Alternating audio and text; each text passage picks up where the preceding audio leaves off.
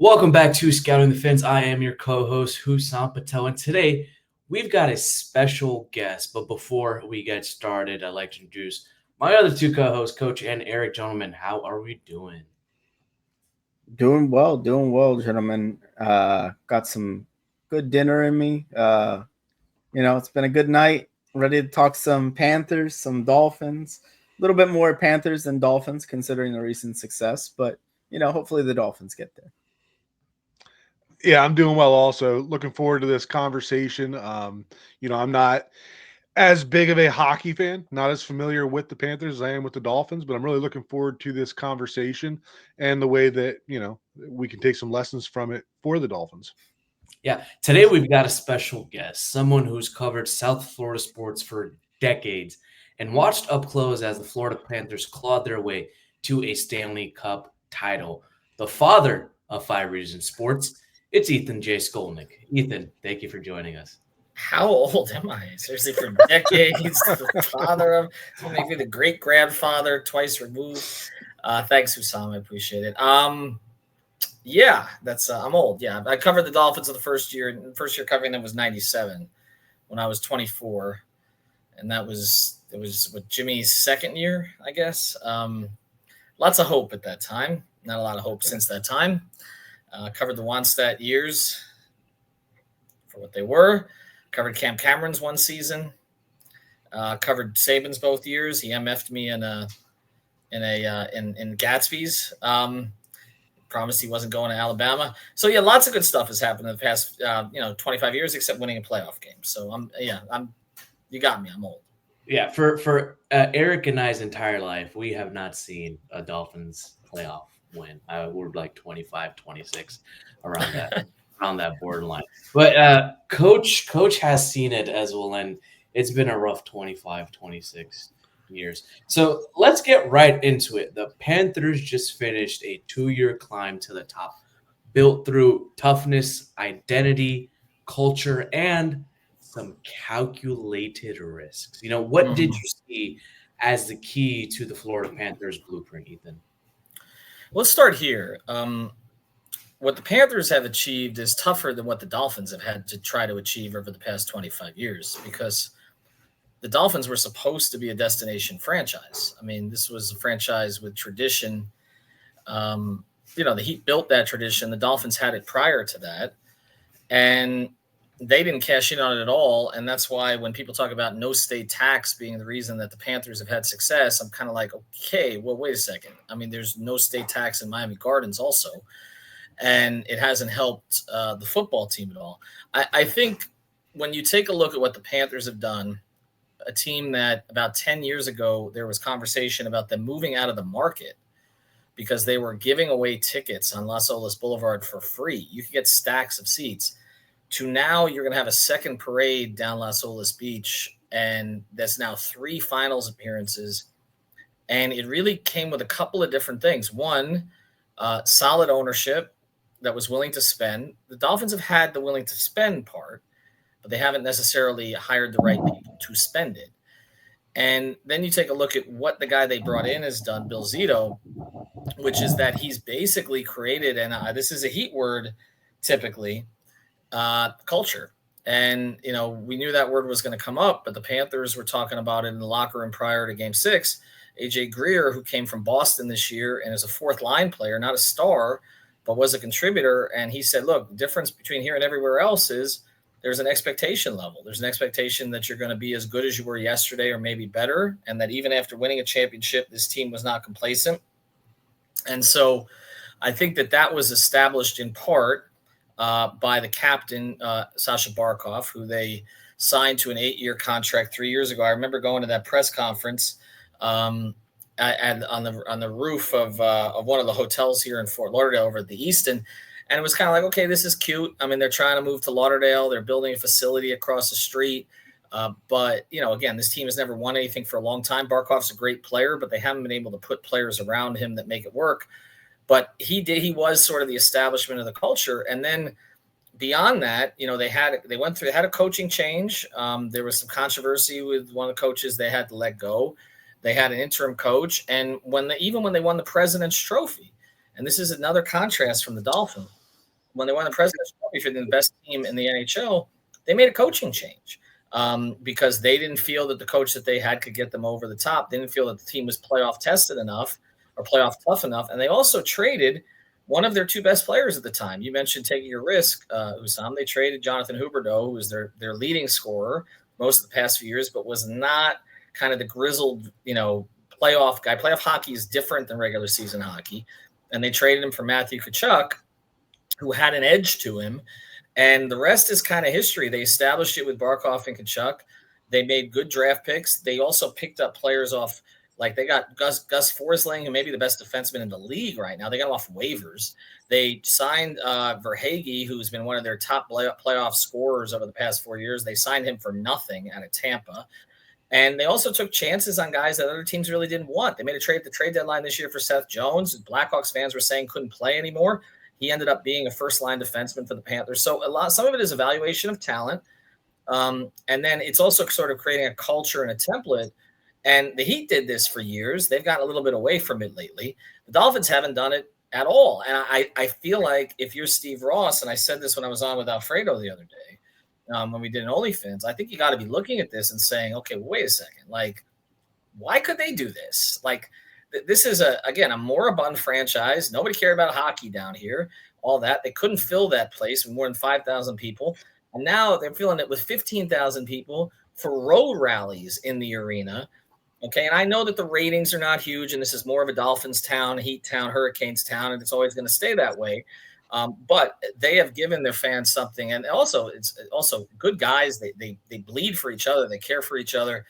And I just, again, if you're going to contrast that with what we've seen with the Dolphins, which is unwillingness to take the right risks, putting big decisions in the hands of people who shouldn't have those decisions, staying with those people way too long when they make the wrong decisions, and also having a clubhouse atmosphere that's, it's kind of doesn't seem to be a whole lot of respect for being meetings on time or the coach or any of that kind of stuff.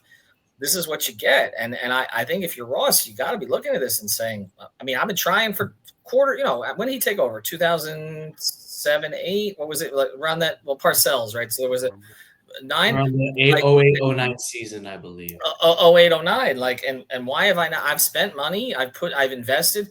The tennis tournament works. The F1 works. All this other stuff works. I can't get this thing to work. Well, I hate to say it. There's one consistent variable in all this time, and it's the guy who's picking the players. And yet he keeps staying with the same guy. And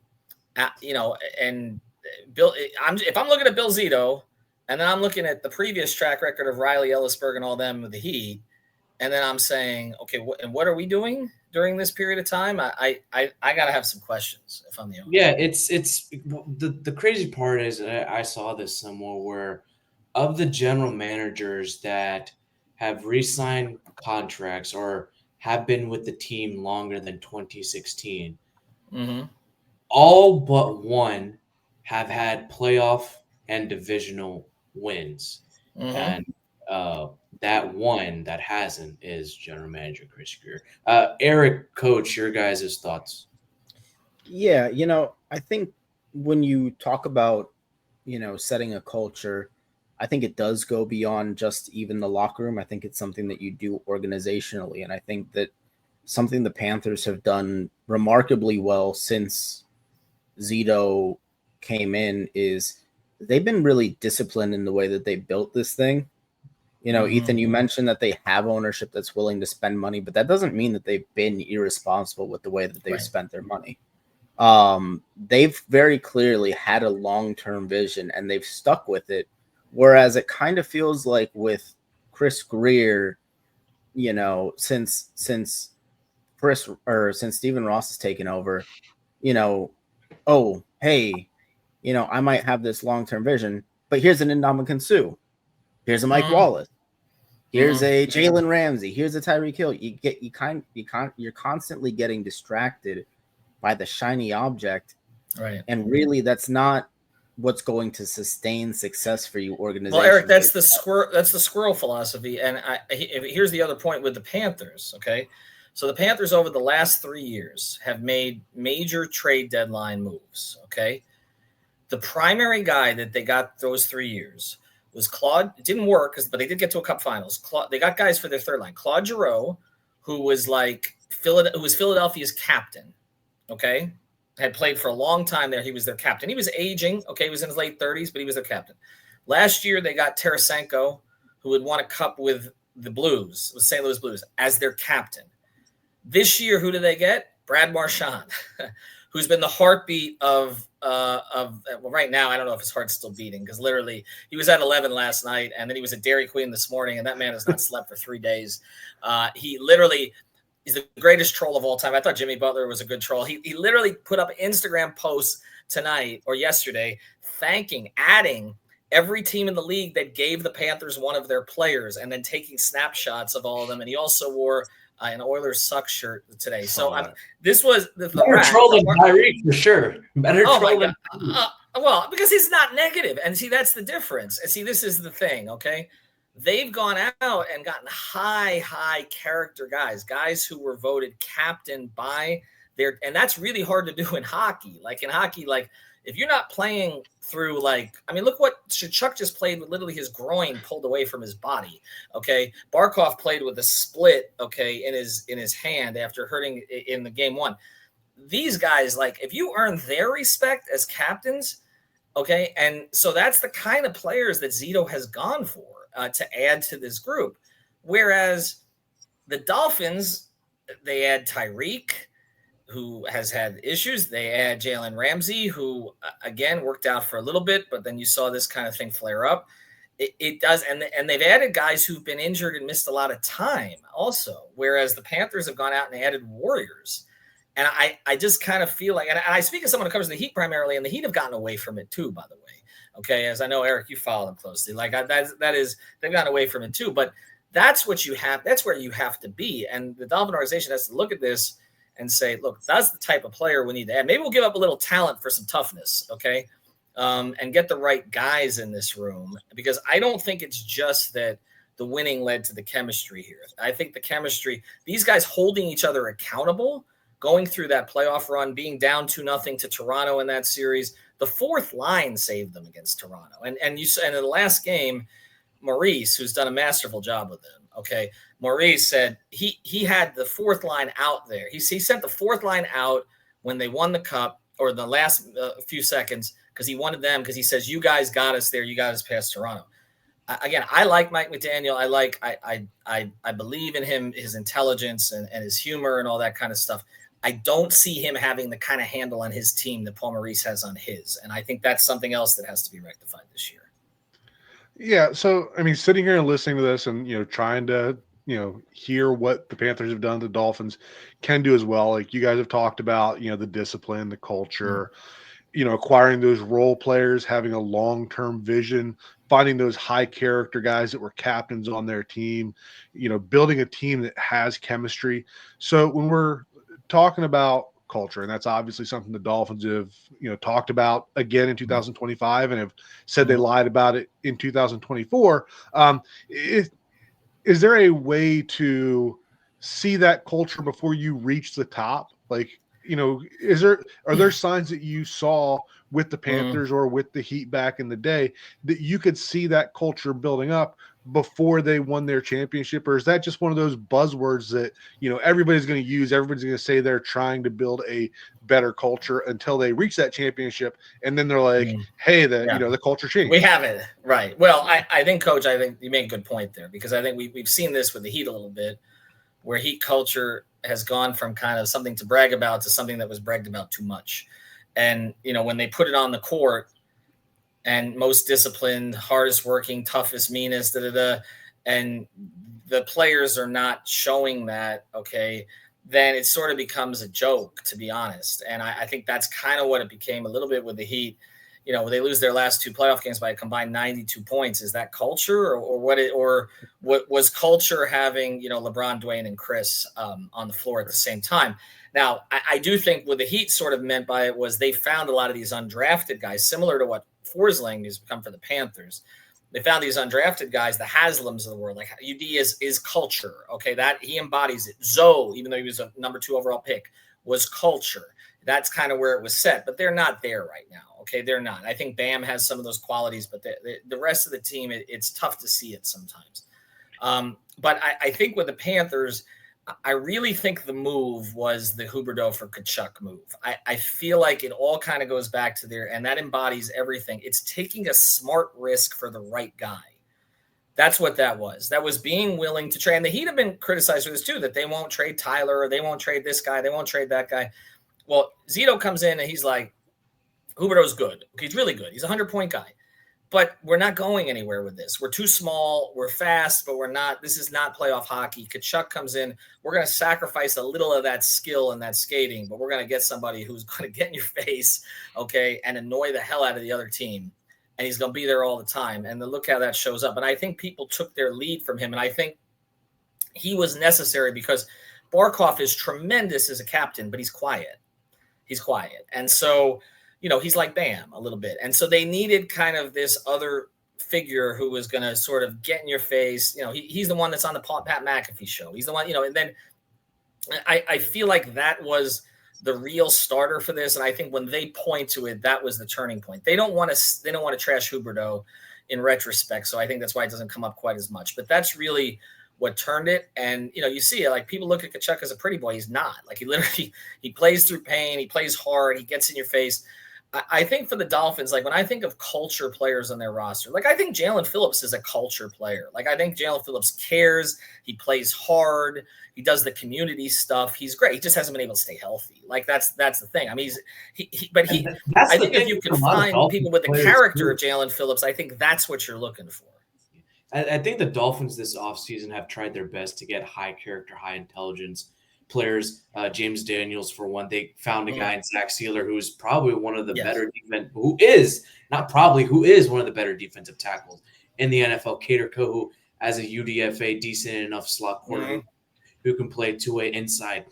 The issue is that the Dolphins took risks. They did the Los Angeles Rams strategy of F them picks. Let's go get good guys, get good skilled guys, and talent should win on the field. But they didn't realize that, that talent, those guys are divas. They want the ball. Sure, they can say they'll get scrappy, but when all hell is breaking loose, you're not getting scrappy. You don't see Tyreek getting scrappy. Jalen Ramsey, you see him getting scrappy here and there and playing hard till the final whistle. He has some injuries, but now he's more of a me guy than a team guy. And I would say that's what we're seeing from Tyreek Hill. They're trying to get these scores, the Dominican Sues, the Mike Wallaces. But Husam, this is my concern. This is my concern looking at this year, right? So, and as far as it's not their fault, it was circumstantial. But like, who were two of the highest character guys on the team last year? Taron Armstead and Calais Campbell, right? Yeah. We all agree on that. Like, if you're looking at two of the highest character people on that team, they're not here anymore. I mean, Armstead's retired, obviously. Look what he played through last year, and he was getting criticized by the fans as he was doing it. And I understand availability is a big thing, no question about it. Okay, and they drafted his replacement and all that, but you can't argue that he's not a high character guy. Calais Campbell, the highest character that you could possibly find, right? And so I think Jonnu Smith has shown some of those qualities since he's been there. And now they're in a contract dispute with him. So I think this is the issue. It's like, look, first thing, I want to be clear on something. It's harder in the NFL because you got more spots to fill, okay? And it's harder to create team in the NFL, I think, because the way that the contracts are structured, where guys are literally competing for each other's money. Now, I know there's criticism of the NBA and MLB and NHL to a certain degree, although the NHL numbers are lower and there's a salary cap. But there's criticism of those because, well, these guys can go in and they don't have to play hard. But the reality is they're not really – once they get their money, they get their money. They're not competing. But NFL guys, like, you're in the same position group and, like, you're going after another man's bread, okay? And it makes it harder sometimes, I think, to build the kind of camaraderie. Like, where you have a situation with the Panthers right now where they're all talking about – and people talk about Ross's organization this way, by the way, too. They were all talking about how well the Panthers are taken care of and the food and the plane and all that kind of stuff. And so, but I've never heard those complaints about the Dolphins. Their practice facility is state of the art, just like the Panthers is new and state of the art. So that's all positive. But I think that with the Panthers, there is a feeling that they're all in it together. And you saw that. They wanted to win for each other. And that came across. I think that point you come across, especially with the money, is very interesting because the Panthers, they won with elite two-way players and guys sacrificing personal stats for team wins. We have not seen that from the 2023 Dolphins and the 2024 Dolphins. The Panthers didn't need Sasha Barkov to score every night. He killed penalties, won faceoff, controlled the tempo. The Dolphins need to apply that to someone like Tyreek. How does he contribute when the deep shot isn't there? Last season, I mean, you contribute by blocking. You contribute by doing those other kind of things. But I'm saying but this is what I'm talking. I think it's harder in the NFL because it's more positions, more players, more guys going after each other and money. I'm not going to question that at all. But you talk about it with the Panthers. It's well known. They have $19 million under the cap to spend this offseason, okay? They've got 3 premium free agents. And the NHL money is not as big as the NBA, right? MLB, obviously. But, they got 3 premium free agents, Marchand, Bennett, and Ekblad, all right? Those guys are literally going for each other's dollars to that degree.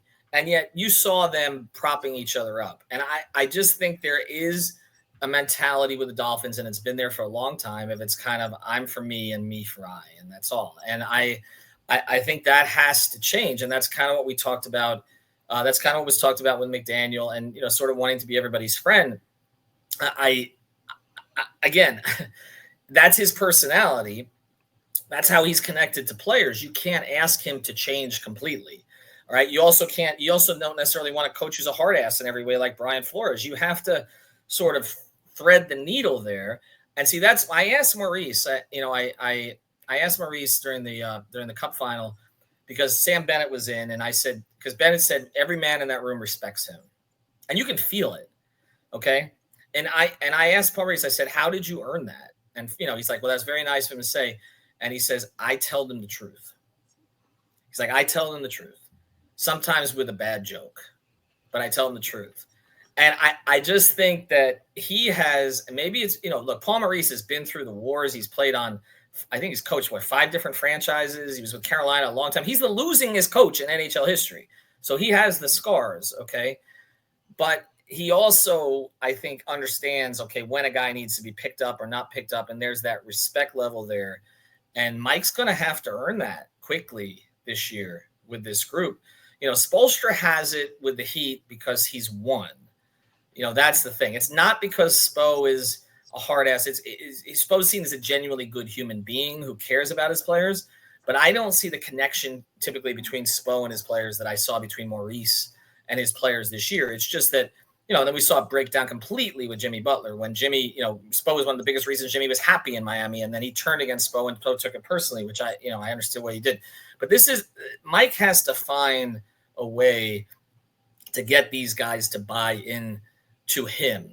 And I think that comes with experience too. And coach, you can speak a lot to this. Like in the locker room, obviously, I personally don't think Mike McDaniel can be the guy that Paul Maurice is. Yes, there needs to be a certain level of accountability. How do you go from being, a player-friendly coach to someone who is accountable? Like it can be seen as a whole 180, whole twist, and then you say you want to change the culture, but it's too rapid, it's too fast. How do you control that and create that environment for this 2025 season to make it become successful?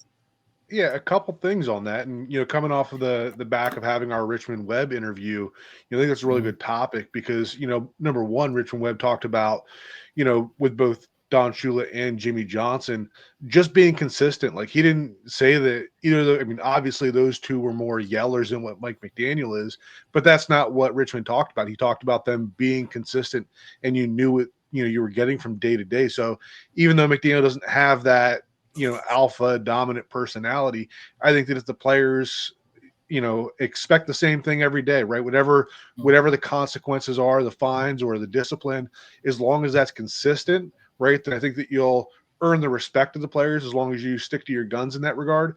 And then the other side of it too, when we asked Richmond how he would do playing for a coach like McDaniel compared to the other coaches, he was very clear that, he believed in the player-coach relationship and that he felt that he could play for any coach because he would respect somebody in that position. So I think a big part of it is that you need to get those guys on the team that have that that belief, especially when you have somebody like McDaniel. You have to have the head coach, the coaching staff. They can't do it all. You have to get the leaders in the room. And you guys talked about sometimes you have to, take a little bit of a step down in talent to get the right guys in there. And that's what you need to do is get those right guys in there so that, when things do get a little bit of rocky, you have a core of players that's going to keep everybody on the same page.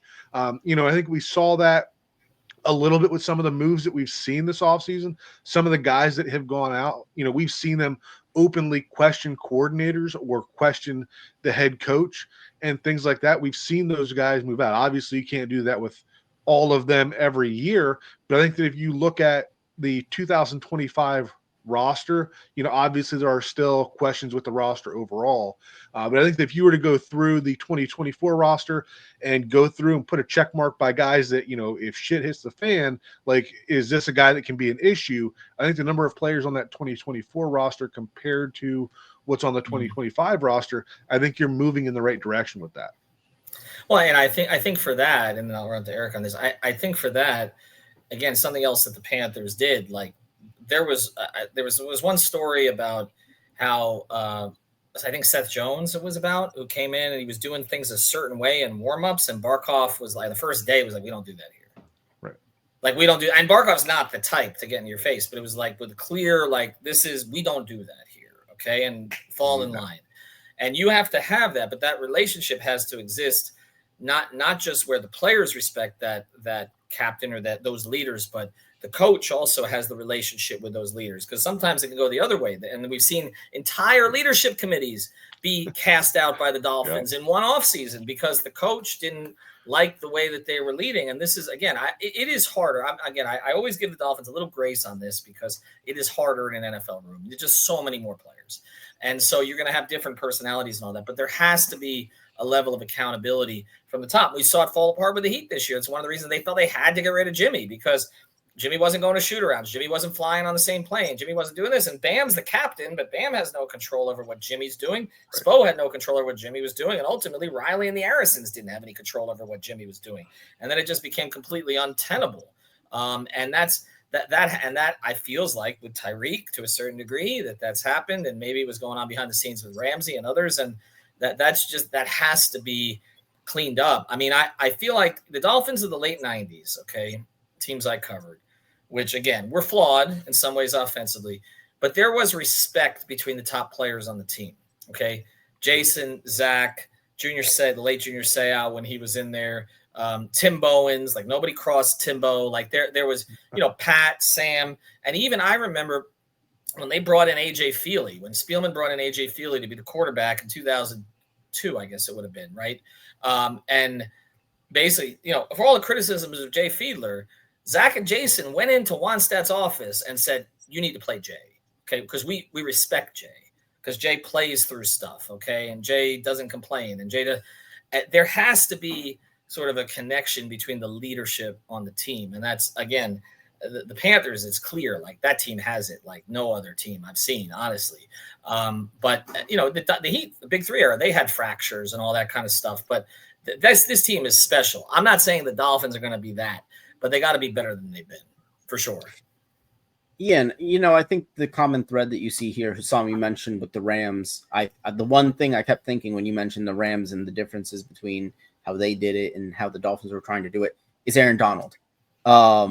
Matthew Tkachuk, when he gets brought in, it's not just that he is that leader and he has that attitude about him. It's that he's the loudest voice in the room as well. You can have a lot of high culture guys.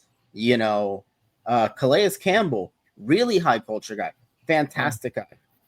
Tyreek Hill is the loudest voice in that locker room last year. Right. Mm-hmm. And that's what gets the most influence as well. So it's also bringing in guys that have that confidence about them, that much like, Paul Maurice mentioned, he's going to tell his players the truth. You need that from your leaders as well. And that's when you start to get that kind of accountability holding and you start to build those kinds of things.